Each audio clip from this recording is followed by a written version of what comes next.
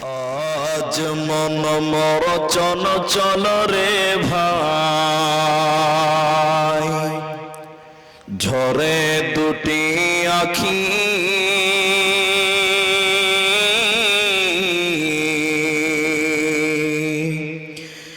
এ বোঝাইলে বুঝিস না মন তুই কোন জঙ্গলের পাখি রে। আজ মন মর চঞ্চল রে,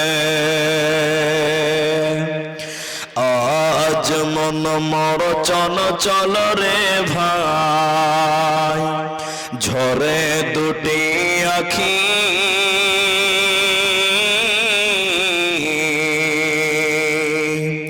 এ বোঝাইলে বুঝিস না মন তুই কোন জঙ্গলের পাখি রে। আজ মন মর চঞ্চল রে, ঝরে দুটি আখি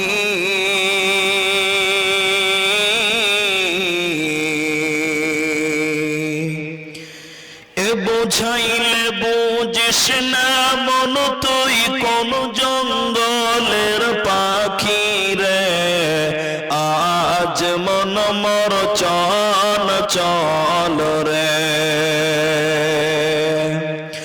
আজ মন মর চঞ্চল রে ভাই, ঝরে দুটি আখি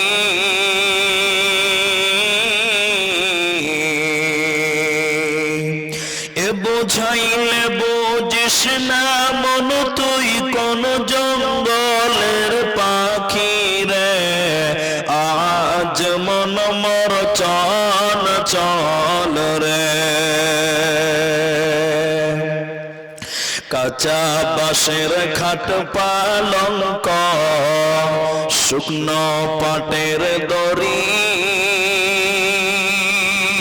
এ আত্মীয় স্বজনে মিলে রেখে আসবে আপন বাড়ি রে। আজ মন মর চঞ্চল রে, কুলের পাতা গরম পানি গোসল করাবে এ গোসল করায়া মন তোর কাফন পরাবে রে। আজ মন মর চঞ্চল রে, কাঁচা বাঁশের খাট পালঙ্ক শুকনো পাটের দড়ি এ আত্মীয় স্বজনে মিলে রেখে আসবে আপন বাড়ি রে। আজ মন মর চঞ্চল রে, কুলের পাতা গরম পানি গোসল করাবে এ গোসল করায়া মন তোর কাফন পরাবে রে। আজ মন মর চঞ্চল রে, কাফন পরায়া মন তোর খাটলে তুলিবে এ খাটলে তুলিয়া মন তোর জানাজা পড়াবে রে। আজ মন মর চঞ্চল রে, জানাজা পড়ায়া মন তোর কবরে রাখিবে এমন কিরণাকির ফেরেশতা তখনই আসিবে রে। আজ মন মর চঞ্চল রে, মন কিরণাকির ফেরেশতা তখনই জিগাবে রব কি তোমার দিন কি ছিল কারবা ছিলে রে আজ মন মোর চঞ্চল রে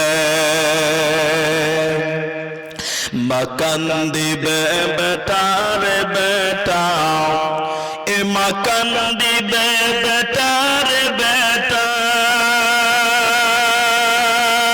বোন কান্দিবে ভাই রে এ ঘরের বিবি সেও কান্দিবে আর তো কেহ নাই রে আজ মন মোর চঞ্চল রে আজ মন মোর চঞ্চল রে ভাই ঝরে দুটি আখি এ বোঝাইলে বুঝিস না মন তুই কোন জঙ্গলের পাখি রে আজ মন মোর চঞ্চল রে আজ মন মোর চঞ্চল রে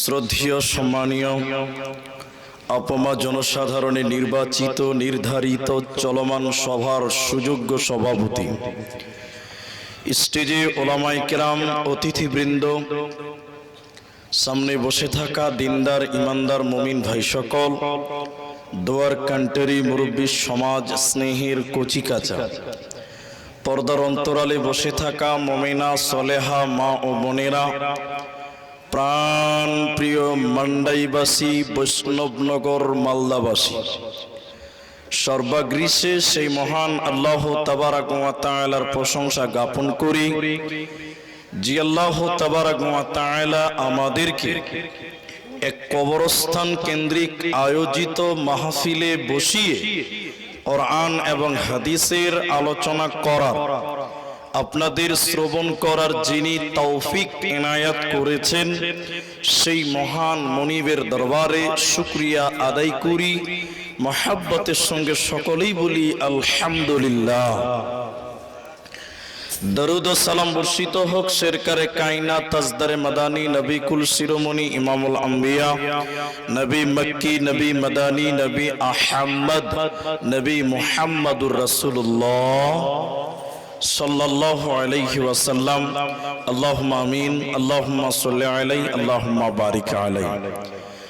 মোহতারাম ভাইও আজিজ ও বুজুর্গ দোস্ত, আমি কোরআনুল কারীম একটি মাত্র আয়াত আর আম্মাপাড়া থেকে একটি কমপ্লিট সূরা আপনাদের সামনে পাঠ করেছি। হাদিসে নববী থেকে একটি হাদিসের টুকরো পাঠ করেছি। উল্লেখিত আয়াত এবং হাদিসকে কেন্দ্রবিন্দুর মধ্যে রেখে আজকে এক বিষয় কেন্দ্রিক কথা বলবো, যদি আল্লাহ তৌফিক দেন তো। আলাইহি তাওয়াক্কালতু ওয়া ইলাইহি উনীব। সম্মানিত ভাইরা, আপনারা এদিকে টেনশন হন। আমি যে আয়াতগুলো পাঠ করেছি, আয়াতের অর্থর দিকে যাওয়ার পূর্বে আপনাদের দুটি কথা বলবো, খুব মনোযোগ দিয়ে শুনবেন। প্রথম একটা আবেদন, আপনারা শ্রোতা হিসাবে যিনারা এসেছেন আমার সঙ্গে, আমি যতক্ষণ জলসা করব আপনারা ততক্ষণ আমার সঙ্গে কথা বলবেন, বলুন ইনশাআল্লাহ। পৃথিবীতে একটা জিনিস সবাই মেনে নিয়েছে, নাস্তিকরাও মেনে নিয়েছে, দ্বিমত করে নাই। সেটা কি?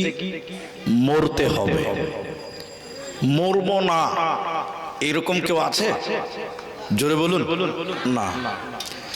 কুখ্যাত হোক চাই বিখ্যাত হোক, যেই শ্রেণীগত হোক না কেন, প্রত্যেকেই এটা মেনে নিয়েছে মরতেই হবে, মরণ অনিবার্য আমাদের জন্য, মেনে নিয়েছে। পরের জগৎ নিয়ে দ্বিমত আছে, ইখতিলাফ আছে, মতনৈক্য আছে, মতবিরোধ আছে, কিন্তু মওত নিয়ে কারো কোনো দ্বিমত নাই।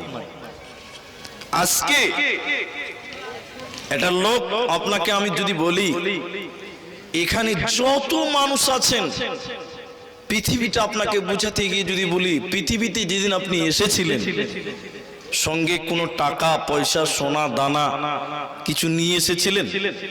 বলুন না, ল্যাংটা হয়ে এসেছিলাম, ল্যাংটা উলঙ্গ। যেদিন পৃথিবী থেকে চলে যাবেন কিছু নিয়ে যাবেন?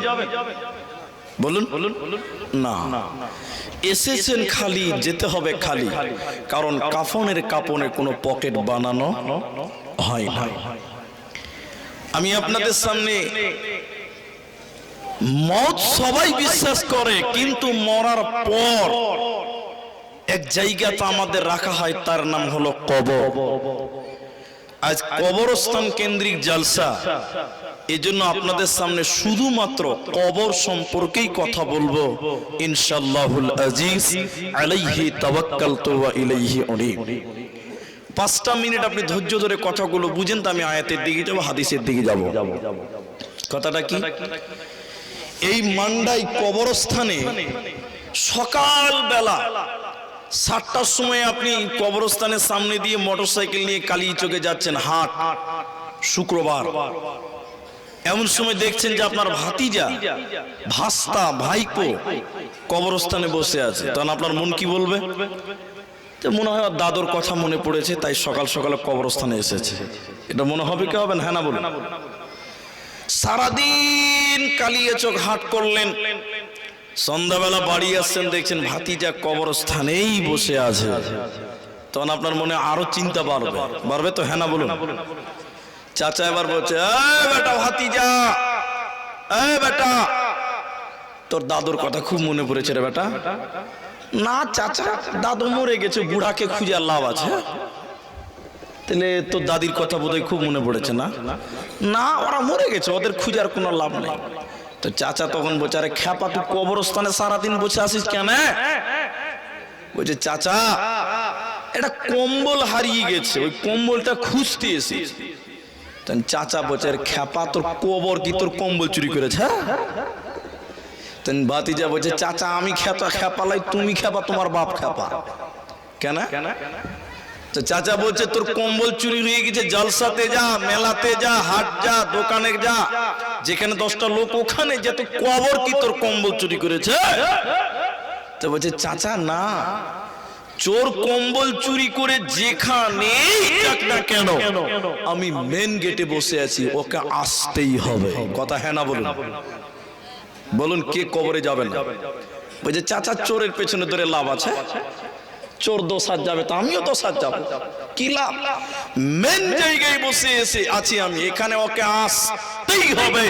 পৃথিবীর এমন কোন মায়ের বেটা নাই যে বলবে আমি কবরে যাব না। বলবেন, যে লোকটাকে হাঙর মাছে খেলো তার কবর কোনটা? যে লোকটাকে বাঘে খেয়ে নিল তার কবর কোনটা? তিমি মাছে যাকে গিলে ফেললো তার কবর কোনটা? দার্শনিকগণ বলছেন, কবর কোন জায়গার নাম নয়, মৃত্যুর পর জানাজার পর যে সময় কিয়ামত পর্যন্ত এই টাইমটাকে বলা হয় কবরের জিন্দেগি, আলামে বারজাখ, কবরের জিন্দেগি। ওই জায়গাতে সবাইকে যেতে হবে, কোনো উপায় নেই। আপার থেকে লোয়ার, লোয়ার থেকে আপার, ছোট থেকে বড়, বড় থেকে ছোট, সবকে যেতে হবে। সে যে শ্রেণী হোক না কেন, মাপ কোনো রকম হবে না, তার নাম কবর। এজন্য উসমান গনি রাদিয়াল্লাহু তাআলা আনহু যখন কবরের সামনে যেতেন, এমন করে কাঁদতেন, চোখ দিয়ে পানি পড়তে পড়তে পড়তে পড়তে বুক পর্যন্ত ভিজে যেত। কেউ তাকে জিজ্ঞাসা করলেন, উসমান, আমিরুল মুমিনিন, খলিফাতুল মুসলিমিন উসমান, তুলসিরাতের কথা শুনে এত কাঁদেন না, জাহান্নামের কথা শুনেও এত কাঁদেন না, কিন্তু কবরের কথা শুনলে, কবর দেখলে এত কাঁদেন কেন? উসমান বলেছিলেন, বন্ধুবর, জাহান্নাম পরে, কিয়ামত পরে, জান্নাত পরে, তুলসিরাত পরে, তার আগে যে জায়গাতে আমাকে পাস করতে হবে তার নাম কবর, তার নাম আলামে বারজাখ, তার নাম কবর। যেতেই হবে। এজন্য তার নাম দারুল ইমতিহান, পরীক্ষার ঘর। সেখানে আপনার পরীক্ষা নেওয়া হবে। সেটা কেমন ঘর? আরেকটা কথা বলছি, ভালো করে বুঝুন। সামনে ফেব্রুয়ারি মাসে, জানুয়ারি ফেব্রুয়ারিতে মাধ্যমিক পরীক্ষা হবে, ভালো করে বুঝুন। কোন ছেলে যদি 2024-এর ফেব্রুয়ারি মাসে মাধ্যমিক পরীক্ষাতে ফেল করে যায়, 25 সালে আবার পরীক্ষা দিতে পাবে কি না? পাবে না? পাবে। যদি 25